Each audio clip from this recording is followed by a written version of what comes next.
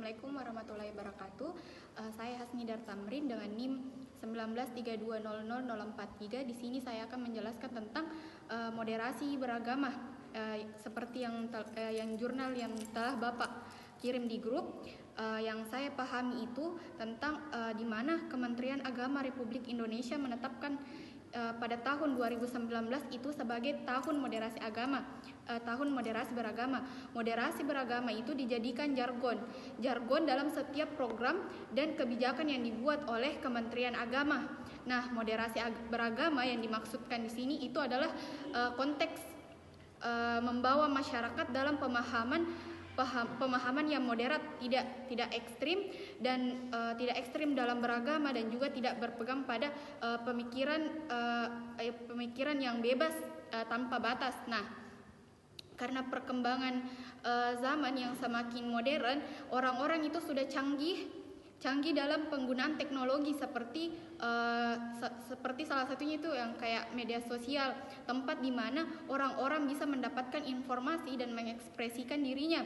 Hal ini membuat kelompok tertentu biasanya itu memanfaatkan media sosial sebagai sarana untuk menumbuhkan konflik, mengadu domba, dan menghidupkan kembali politik identitas. Nah, ruang digital itu sekarang lebih cenderung didominasi oleh nilai-nilai agama, mengarah pada eksklusivitas. Kondisi seperti ini sangat mengkhawatirkan karena bisa pindah agama dan mendorong peremajaan ulama. Nah, Bagaimana tidak, otoritas agama tidak lagi dipegang oleh ulama yang berwibawa dan kredibel. Dampak negatif yang lain dari media sosial adalah mudahnya seseorang menyebarkan berita bohong, hoax, yang mengancam keutuhan bangsa. Dari sisi lain, ada juga pakar digital yang menggunakan kecerdasannya itu untuk menyebarkan berita-berita palsu yang saya sebutkan tadi, hoax. Nah, jika membahas tentang agama, mereka seolah-olah menganggap sebagai permainan yang sangat mudah untuk dinarasikan, seperti ketika membahas soal agama, contohnya itu seperti membahas soal agama, banyak dari masyarakat itu langsung tertarik. Bukan hanya masyarakat yang awam, tetapi seperti milenial khususnya. Nah, sebagian akan itu menelah mentah-mentah, sebagian juga mencari tahunya tanpa harus menjerumus dengan gagasan, ide, dan simbol keagamaan yang dinarasikan oleh oknum tertentu, khususnya melalui teknologi.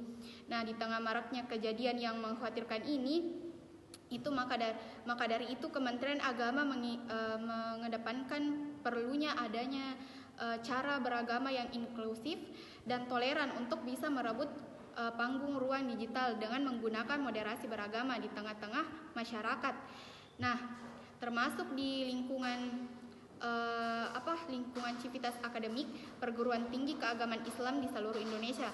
Mengapa upaya pengurusutamaan moderasi agama itu secara terus-menerus melalui dialog dan saluran kanal ruangan digital itu sangatlah penting, karena seperti yang telah terjadi, banyaknya oknum yang menyalahgunakan digital sebagai sarana menghasut publik. Alhasil banyaknya konflik, banyaknya kekerasan dan perpecahan yang terjadi karena kesalahpahaman akibat dari digital yang disalahgunakan. Seperti yang kita ketahui juga bahwa Indonesia itu merupakan negara yang Bhinneka Tunggal Ika, di mana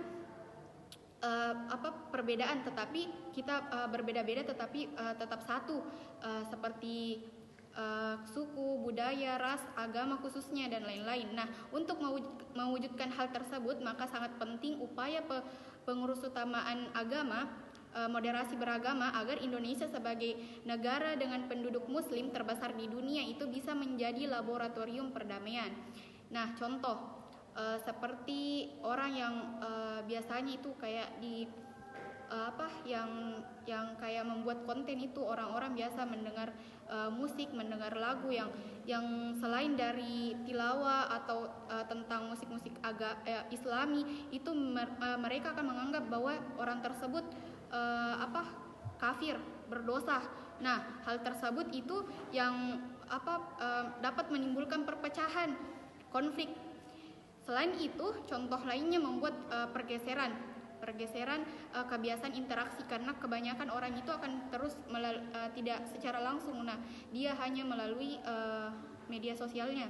Agar moderasi beragama itu berjalan dapat dilakukan, contohnya seperti adanya rumah moderasi beragama di perguruan tinggi keagamaan Islam menjadi wadah untuk menyuarakan dengan komitmen moderasi beragama dengan adanya kajian, riset, publikasi, serta pendampingan masyarakat. Para pemimpin perguruan tinggi keagamaan Islam telah meluncurkan buku yang berjudul Moderasi Beragama di Indonesia untuk Dunia pada tahun 2019.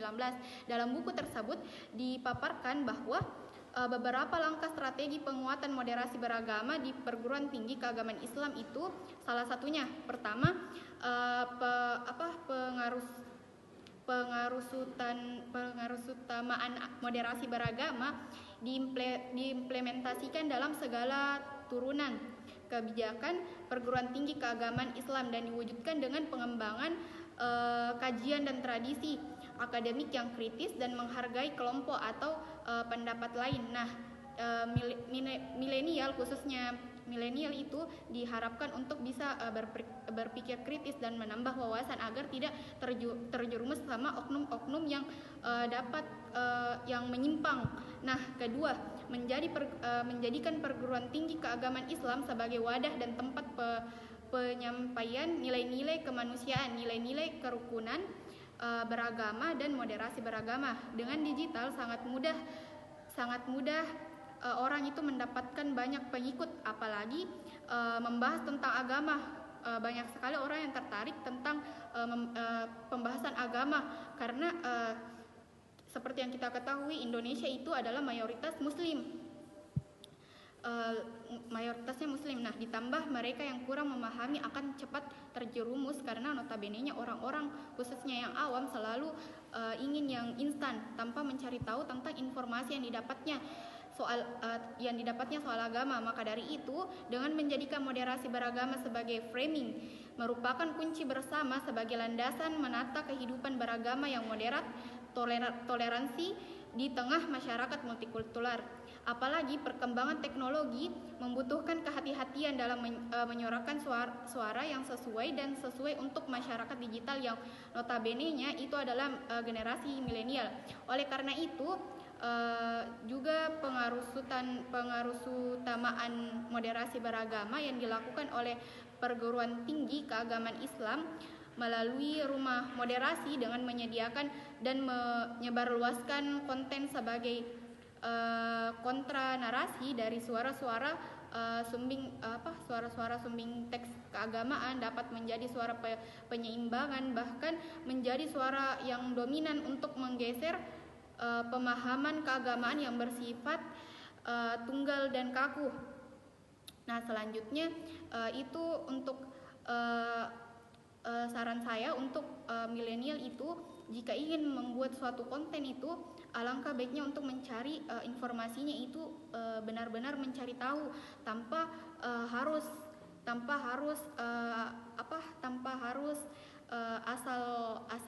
asal jadi. Nah, untuk itu milenial itu tidak hanya membuat konten yang bersifat agama, karena biasanya banyak milenial yang dia itu kalau mau bikin konten itu yang harus semenarik mungkin, sekreatif mungkin, padahal jika membahas tentang agama itu tidak harus yang sekreatif mungkin. Yang penting dapat tersampaikan oleh orang-orang sekitar dan bisa menambah wawasan orang sekitar dan dapat dipahami dan untuk orang-orang itu bisa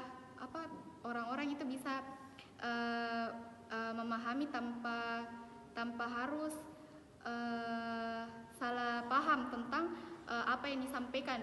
Nah, jika kita ingin mengambil konten dari orang lain, jangan sampai sepotong-sepotong karena bisa jadi itu akan salah gunakan. Nah, sekian dari saya. Assalamualaikum warahmatullahi wabarakatuh.